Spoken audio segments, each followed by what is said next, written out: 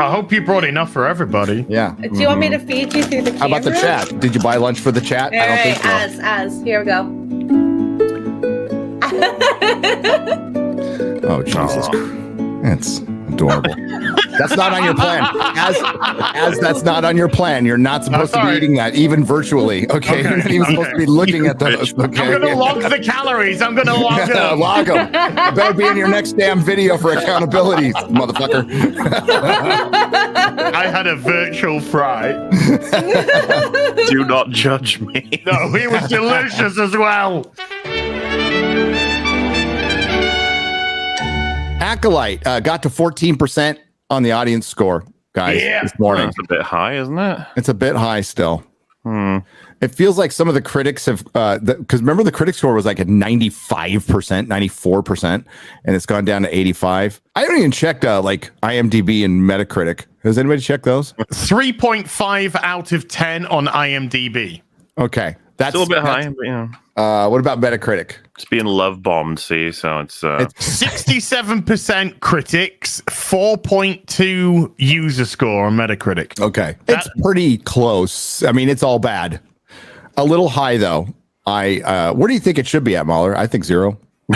I mean, like they managed to have a couple of moments where characters are walking and saying, "Let's go to this next place." So I guess I give them 0.3, maybe 0.4 points for that. So okay, for just getting through the scene and knowing when to cut. Yeah, it can average down to 0, but if you really inspect in the scale, it's like okay, they got some. Yeah. Knowing when to say action and knowing when to say cut and not like tripping. They managed to edit it so the scenes that are supposed to be seen after certain scenes are actually edited in place after them. So good job on that. Yeah, they did. Like there was a progression. It didn't make sense, but there was a progression of story. Jesus Christ, dude. The worst part, the worst part is the witches going, oh, and then like the power of many, and they were so proud of it. Carrie-Anne Moss, who just fucking mailed it in. Okay, she's an actual actress. Like she can act. You cannot deny Jedi's training or testing for a Padawan, unless with your permission, of course. It's like, what the fuck? That makes no sense. That means you can deny the permission. Actually, you can. But it was out of the realm of the Republic anyway, so they didn't have any jurisdiction. They had no jurisdiction there. So the Jedi are the bad guys. They were obviously, okay, I'm trying to make sense of this. So the scene where the engine or the computer was making a knocking noise and horny woman who carried the babies and apparently Darth Maureen. None of the twins got horns for some reason. She gets interrupted after the training session, MauLer, and she goes and checks out a knocking noise. What the fuck was that? I don't know.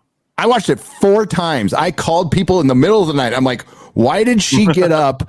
And what was that noise? Was it just malfunctioning? Was it male functioning, by the way? Male functioning. We will find out when we see the Jedi perspective of the events. That could, because that's the thing. The male perspective might actually go as far back as the tree. Like it'll start all the way back there again. The power of one. Yes. The power of two.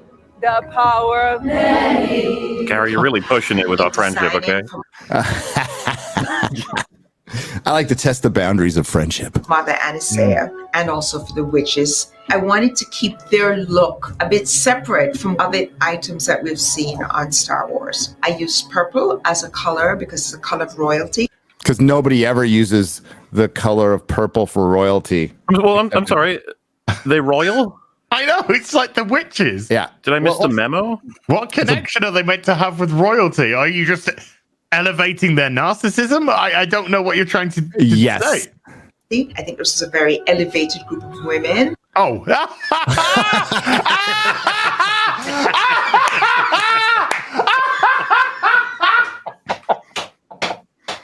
him! Oh, man! Oh. You literally can write this.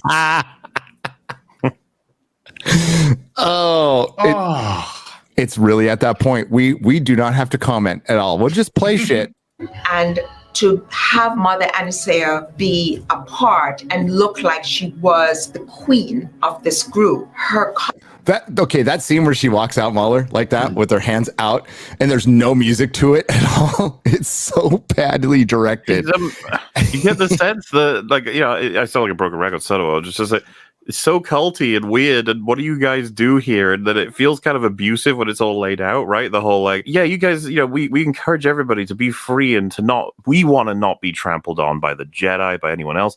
And then someone in their own community is like, I'd like to leave. And then they're like, no, you wouldn't. That's not what you want. You silly bastard. That's not what you want. But do you want to be a witch? I guess that's good enough for us. Costumes had pleats. Her fabrics were a little bit more above what her community would wear. A little above. Huh? This is supposed to be a collective of many, but they still have a hierarchy of a queen. Isn't that how communism actually works? Yes, it does. Thank you for fully explaining communism. It's supposed to be a collective, but it always has a dictator.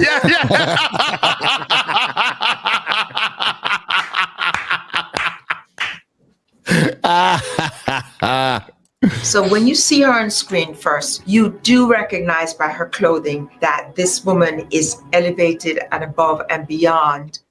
Why? In what way? Woman? Because of her clothing. The impression I got, especially from the thread scene, was that she's the leader because she's got the most power. Like she's not, like she can blow back all the other women, even when there's two of them. So she's like, don't fucking listen to me. I'll do whatever I want. She's the one that has the power to be able to create the life, right? So it's just like, she just sort of rules with an iron fist, I think. Mm-hmm. And she remember.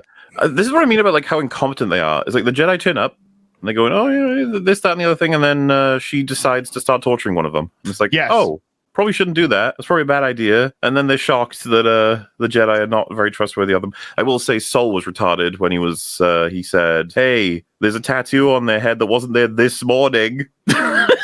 Oh, I thought you were going to say when he gives her his fucking lightsaber. Oh, no, we know that one as well. I'm just saying that they say like, oh, we didn't even know this place had people in it. And then he's like, we were spying on them this morning. Do you know what that is, Molly? That is the power of unbelievably good writing. And everyone's highlight is what was the point of that lie from Trinity? Like, what did it achieve? Just tell them, we know you're here. We know that you have children and we're worried about you abusing them. Just say that. Yeah. They got to try and paint the Jedi in a contrived way as the bad guys. Yeah, remember, Master Tomlin deletes himself over what they did. Yeah. So we're obviously going to see it better be good. And as you're right. And I think we find out, I don't think in the 6th episode, I think we find out in the 7th episode. I think it's penultimate. Yeah. Quite possibly. Even if not the last. If not the last. I wouldn't be surprised if it was 6 because 7 and 8 could be a 2-parter then, right? Yeah. Oh, God. A 2-parter that totals 40 minutes long. I hope so. I hope so. Yeah, please. All right, here's the composer. Again, they were so proud of this.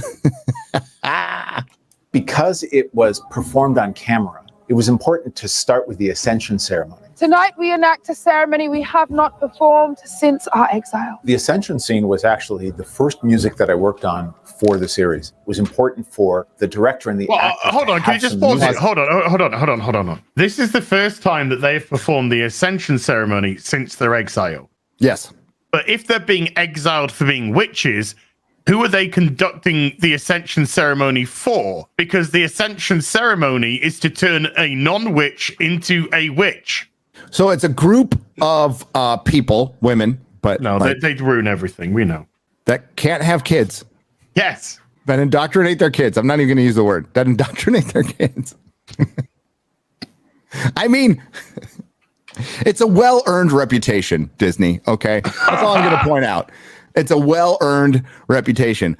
I don't make the rules. I just make the observations. Okay, that's it. That's all. Forget the whatever's implied in the scene. The scene's fucking terrible. It can imply the best of intentions, and it was terrible. It was laughable. Oh, hit play. It was important for the director and the actors to have some music to choreograph and film the scene to. I wanted to make sure that in the witch's incantation was a kind of multicultural chant. I worked with the vocal contractor to bring in musicians from around the world. You'll hear women who are African, African American, Persian, South Asian, Armenian, and they're all chanting together, but then they're also doing riffs that are from their cultures. And so the result is music pause. that I hope. So was one of those riffs the woman going, ay, ay, ay, ay, ay, ay. God, I hate everything about this timeline. I really do. Hit play.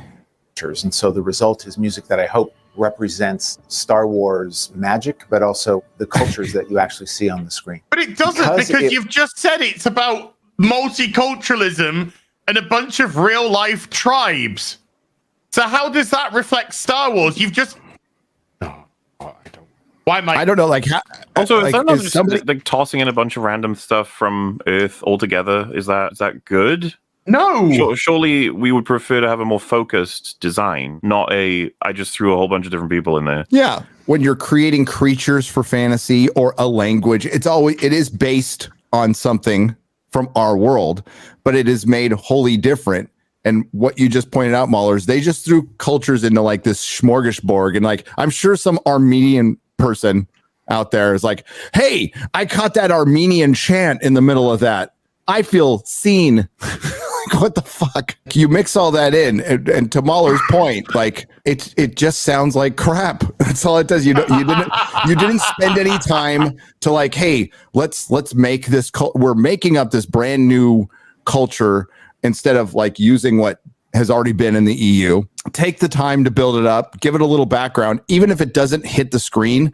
That comes through. Right? No, they just made up a bunch of witches, and some guy hired some contractors that he just said to make up some chants. And knowing Hollywood, half of those contractors are probably white women. You know, it's some woman from West Hollywood or Beverly Hills named Dakota. That's not her real name either. She changed it. No, she changed it. She's got a summer home in Sebastopol with her husband owns a winery. I've got this whole plot. I got this whole story laid out. That's who the contractor is. Okay. Hey guys, only 5 episodes to go. Fucking hell. This has seemed like the longest show ever. Yes! Like, it just won't end. It won't end. It's only 3 episodes in. It feels like I've been watching it for the fucking decades. And there's no story. And we know what's going to happen. Why is it 8 episodes? Finish it today. Please. She said. Finish it today. Yes! Nerdrotic.com. Please subscribe.